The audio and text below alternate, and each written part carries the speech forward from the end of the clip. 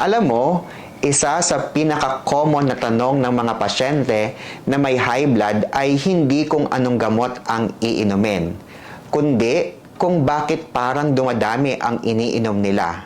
Kasi minsan, nagsisimula ka sa isang gamot lang, tapos pagbalik mo sa doktor, biglang nadagdagan. At madalas, isa sa mga kombinasyon na ibinibigay ay amlodipine at losartan. Dito na pumapasok yung tanong na talagang relatable. Pareho lang naman to na pampababa ng blood pressure. Bakit dalawa pa?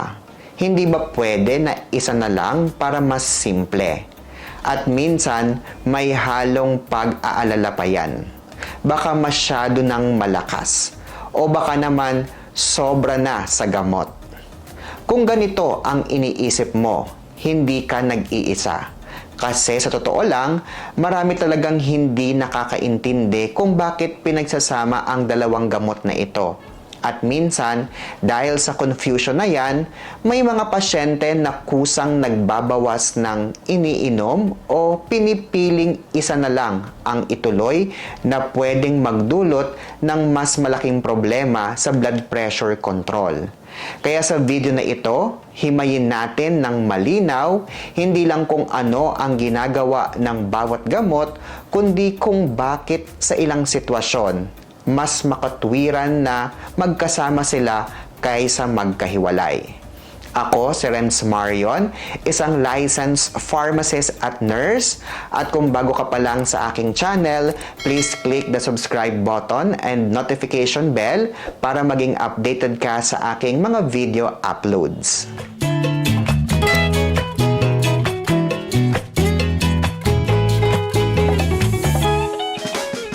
Kapag pinag-uusapan ang high blood, madalas ang iniisip ng iba ay simple lang. Parang mataas lang ang pressure, pababain lang natin. Pero sa totoo lang, mas komplikado siya kaysa doon. Kasi ang blood pressure mo, hindi lang yan basta numero.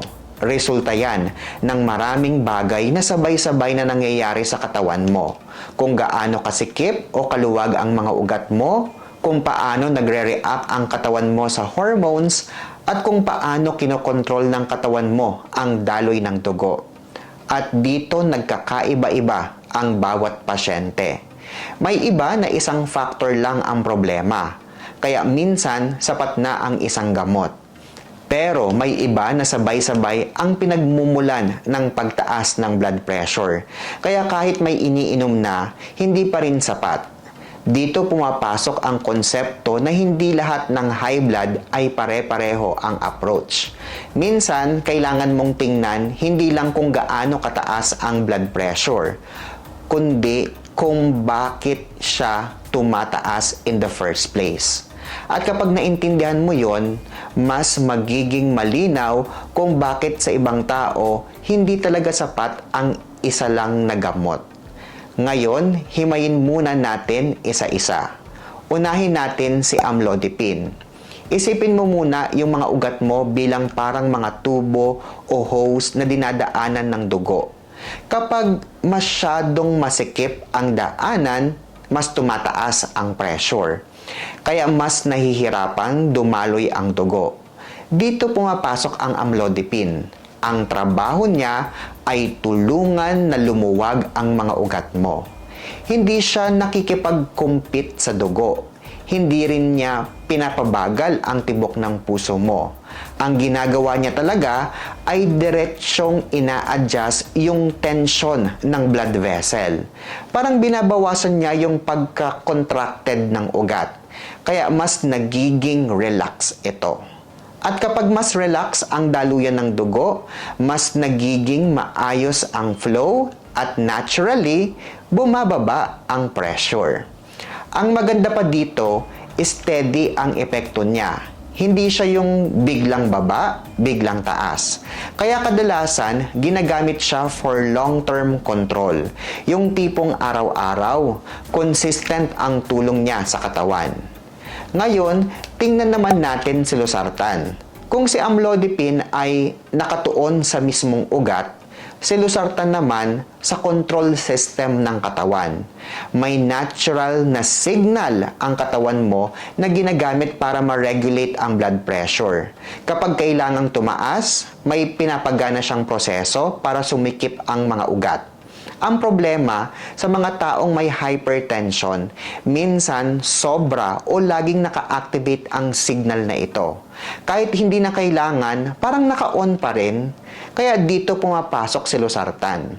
Ang ginagawa niya, hinaharangan niya yung signal na yon para hindi na tuluyang magdulot ng paninikip ng ugat.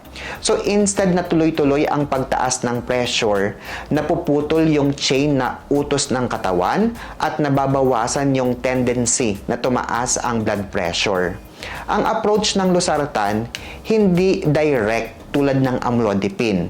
Mas parang kinokontrol niya yung trigger sa likod ng problema. Kaya kahit pareho silang nakakatulong sa blood pressure, iba ang punto ng atake nila. At dito pa lang, makikita mo na hindi sila nag-o-overlap, kundi nako-cover ng losartan at amlodipine ang magkaibang bahagi na proseso sa katawan sa pagkontrol ng blood pressure. Ngayon, pag pinagsama mo yung dalawang napag-usapan natin, mapapansin mo agad na parang dalawang magkaibang strategy ang ginagamit. Hindi sila pareho ng pinupuntirya at hindi rin sila nag-aagawan ng trabaho. Kaya imbis na redundant, nagiging complementary sila.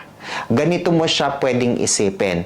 Parang may problema ka sa tubig sa bahay, hindi sapat na ayusin mo lang yung pressure sa gripo, kundi yung mismong valve na nagkokontrol sa daloy ay sira rin. Kailangan mong ayusin pareho. So parang ganun din sa blood pressure.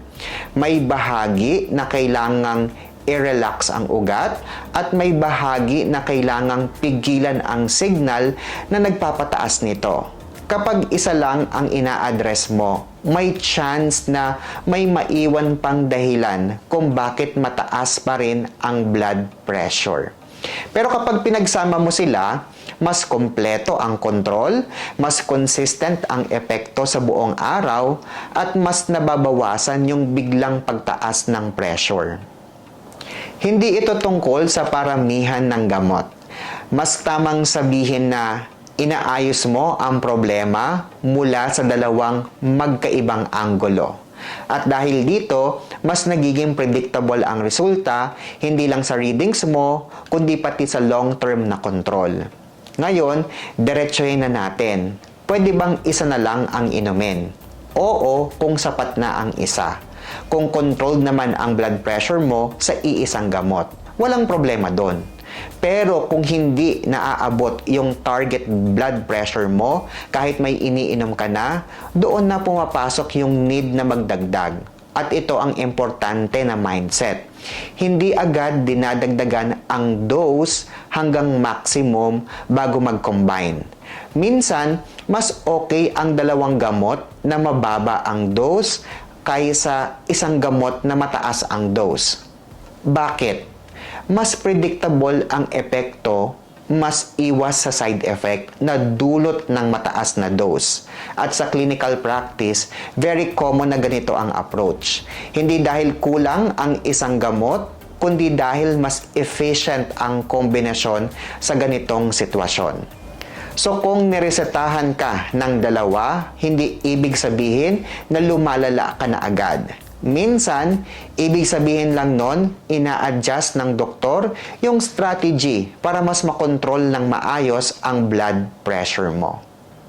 So ano ang pinakadapat mong tandaan? Ang amlodipine at losartan, hindi sila magkapareho at hindi rin sila nagdodoble ng effect.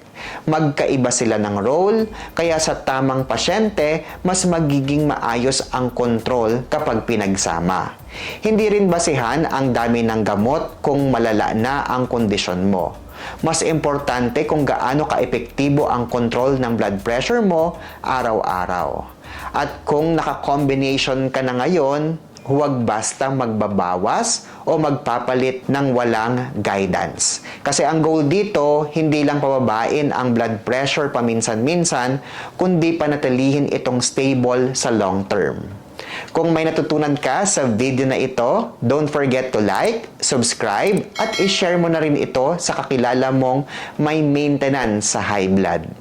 Muli, ako po si Renz Marion, isang licensed pharmacist at nurse. Hanggang sa muli at ingat po kayo palagi. Bye!